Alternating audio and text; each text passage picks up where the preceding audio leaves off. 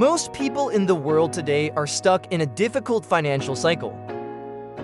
They work hard, get paid at the end of the month, pay their bills, buy groceries, and before they even realize it, the money is gone. Then they spend the rest of the month waiting for the next paycheck to arrive. This stressful cycle repeats again and again. It feels like no matter how much you earn, it's never enough. But the truth is, you can break this pattern. You can stop living paycheck to paycheck by changing the way you handle money. It doesn't matter if your income is small. What matters is how you manage it. The very first step to changing your financial life is awareness. You have to know where your money goes. Many people believe they already know. But if they actually start tracking every expense, they often feel shocked. You might think you're only spending a small amount here and there, but those little things add up fast. For one whole month, write down everything: your rent, your food, your transportation, your phone bills, your snacks, even the random coffee you buy on the way to work. Once you see the full picture, you'll realize exactly where your money disappears. This awareness is powerful because you can't fix what you don't see. After that, the next step is to organize your spending. Divide your expenses into 3 categories: needs, wants, and savings. Needs are the things you must pay for rent, food, electricity, and basic living costs.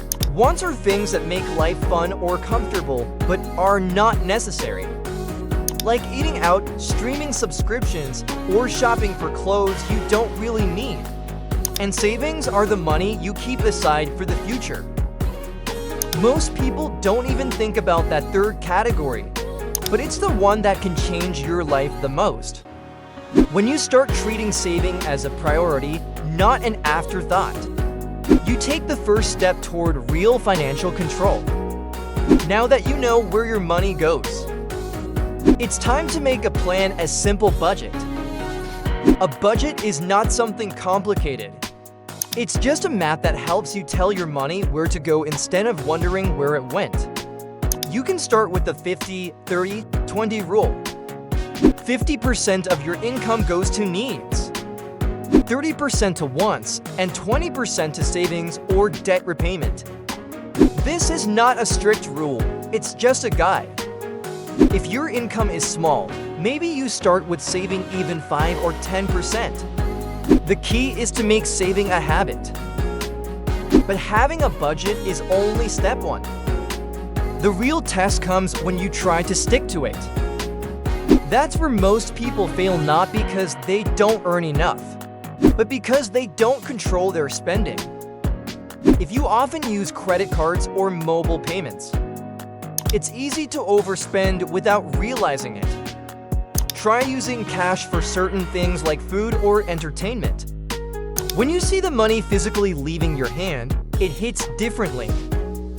You think twice before spending. You can also use free budgeting apps to track everything automatically, giving you a clear idea of how close you are to your limits each month.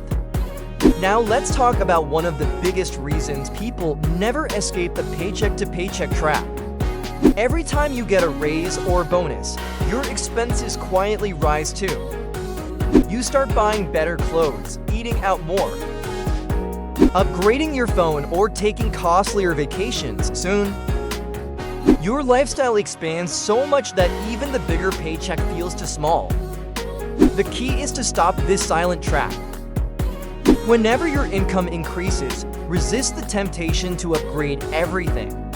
Keep your expenses the same and save or invest the extra.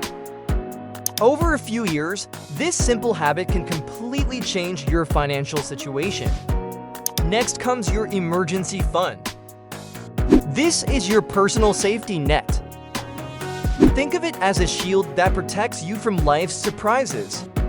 Or if you face a medical emergency, you shouldn't have to panic or borrow money. Then slowly build it up until you have enough to cover 3 to 6 months of your basic expenses. Having an emergency fund gives you peace of mind and breaks the dependency on every next paycheck. Another huge step toward financial freedom is getting rid of debt. Debt is like a hole that keeps getting deeper the longer you stay in it. Credit cards, loans, and high-interest payments eat up your income month after month. You work hard, but a big part of your money goes to interest. Make a plan to pay off your debts one by one. You can start with the smallest one to feel quick progress, or target the one with the highest interest rate to save money faster. Each debt you eliminate is like removing a heavy weight off your shoulders. At the same time, look for ways to increase your income. Saving money helps, but if your income is very low, there's only so much you can cut. Can you freelance online? Can you sell something? Can you learn a skill that pays? Even an extra $100 per month can go directly into your savings or debt payments. In the long run, this extra income gives you more flexibility and security. Cutting unnecessary spending is also a powerful tool. People often underestimate how much small daily habits cost them. Buying coffee every morning, eating out, ordering food delivery, or paying for unused subscriptions. These small leaks can drain your wallet faster than you think. Spend on what truly adds value to your life and skip the rest. When you cut what doesn't matter, you make space for what does. One of the best habits you can build is automating your savings. When you get paid, immediately transfer a fixed amount to your savings account. Treat it like a bill that must be paid every month. This pay yourself first principle ensures that you always save, even if you're tempted to spend. Over time, you'll start noticing your savings grow without having to think about it. Setting financial goals is another powerful motivator. Saving just for the sake of saving can feel boring. But when you attach a goal like buying a house, starting a business, or achieving financial independence, it becomes exciting.